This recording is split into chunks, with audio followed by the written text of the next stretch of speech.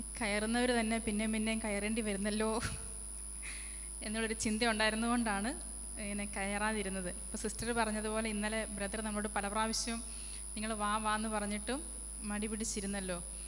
അപ്പോൾ ആ ഒരു വിഷമം ഉള്ളിലുള്ളതുകൊണ്ടാണ് ഇപ്പോഴും ഇച്ചിരി മല്ലടിച്ചെങ്കിലും ഞാനിപ്പോൾ എഴുന്നേറ്റ് വരാൻ കാരണം. എന്നെ ഈ ധ്യാനത്തിൽ ഏറ്റവും അധികം സ്ട്രൈക്ക് ചെയ്ത് ഇന്ന് ഉച്ചവരെയുള്ള ഈ ദിവസം ഏറ്റവും അധികം സ്ട്രൈക്ക് ചെയ്തതാണ് ഈശോയിലേക്ക് നമ്മുടെ ഹൃദയം ട്യൂൺ ചെയ്യണം. ആകാശവാണി ജീസസ്. രാവിലെ ബ്രദർ പറഞ്ഞാണ് ആകാശവാണി സ്വർഗം.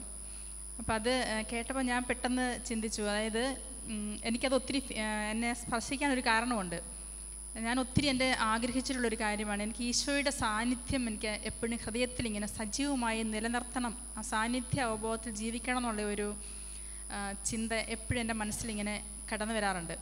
അപ്പം ഞാൻ അതിനുവേണ്ടി ഒത്തിരി ആഗ്രഹിച്ച് പ്രാർത്ഥിക്കുകയും ശ്രമിക്കുകയും ഒക്കെ ചെയ്തിട്ടുണ്ട്. ഒരു ദിവസം ഞാനിങ്ങനെ മാതാവിൻ്റെ അടുത്തിരുന്ന് ഇങ്ങനെ വിഷമിച്ചിങ്ങനെ കൊന്തല്ലിക്കൊണ്ടിരിക്കുക, മാതാവ് ഈശോയുടെ സാന്നിധ്യം എനിക്ക് എൻ്റെ ഹൃദയത്തിൽ നൽകണമേ. അപ്പോൾ എനിക്ക് പെട്ടെന്നൊരു ഉൾക്കാഴ്ച പോലെ എൻ്റെ മനസ്സിലേക്ക് വന്നു, നീ ഒരു വചനം ഹൃദയത്തിൽ സൂക്ഷിക്ക് എപ്പോഴും, കാരണം വചനം ഈശോയാണ്. അപ്പോൾ വചനം നിൻ്റെ ഉള്ളിലുണ്ടെങ്കിൽ ഈശോയുടെ സാന്നിധ്യം നിൻ്റെ ഉള്ളിൽ എപ്പോഴും ഉണ്ട്. അപ്പോൾ ആ ഒരു വചനം നീ സൂക്ഷിക്കുക. അപ്പോൾ ഞാനിങ്ങനെ ഒരു വചനം എൻ്റെ മനസ്സിലെപ്പോഴും ഇങ്ങനെ സൂക്ഷിക്കണം. ഇപ്പോൾ ഏത് വചനം സൂക്ഷിക്കും?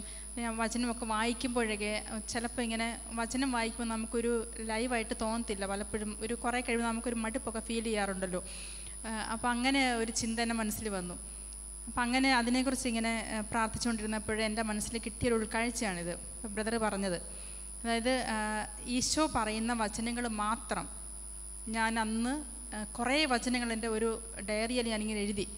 ബൈബിൾ ആദ്യം മുതലെടുത്ത് വായിച്ചിട്ട് അതിനകത്ത് ഈശോ പറയുന്ന വചനങ്ങൾ മാത്രം ഞാനിങ്ങനെ കുറേ എഴുതിയത് എൻ്റെ ഡയറിയിലുണ്ട് ഇപ്പോഴും. പക്ഷേ അത് ഇടയ്ക്ക് എപ്പോഴോ നഷ്ടപ്പെട്ടു പോയി, നിന്നുപോയി.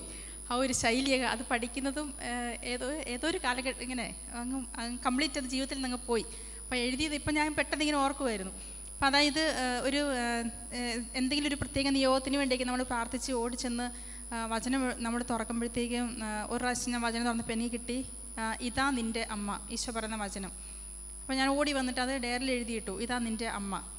അപ്പോൾ എനിക്ക് പെട്ടെന്ന് മനസ്സിലായി. ഞാൻ ഓടി ആ പ്രശ്നം പരിഹരിക്കാൻ വേണ്ടി ഞാൻ പോയിട്ട് മാതാവിൻ്റെ അടുത്ത് നിന്ന് കൊന്ത ചൊല്ലി തീരുന്നതിന് മുൻപ് തന്നെ എനിക്ക് അതിൻ്റെ ഉത്തരം കിട്ടി.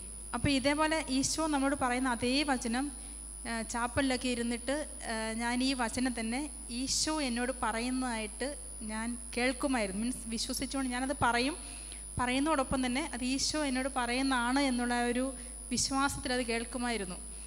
അപ്പോൾ അത് ഇടയ്ക്ക് അത് മുടങ്ങിപ്പോയപ്പോൾ ഇപ്പോൾ ബ്രദർ ഇത് രാവിലെ പറഞ്ഞു കഴിഞ്ഞപ്പോൾ ഞാൻ ഓർത്ത്, ദൈവമേ അന്ന് തുടങ്ങി വെച്ചത് വീണ്ടും ഒന്നുകൂടി ഒന്ന് തുടങ്ങണമല്ലോ എന്നൊക്കെയുള്ളൊരു ചിന്ത എൻ്റെ മനസ്സിൽ ഇപ്പോഴുണ്ട്.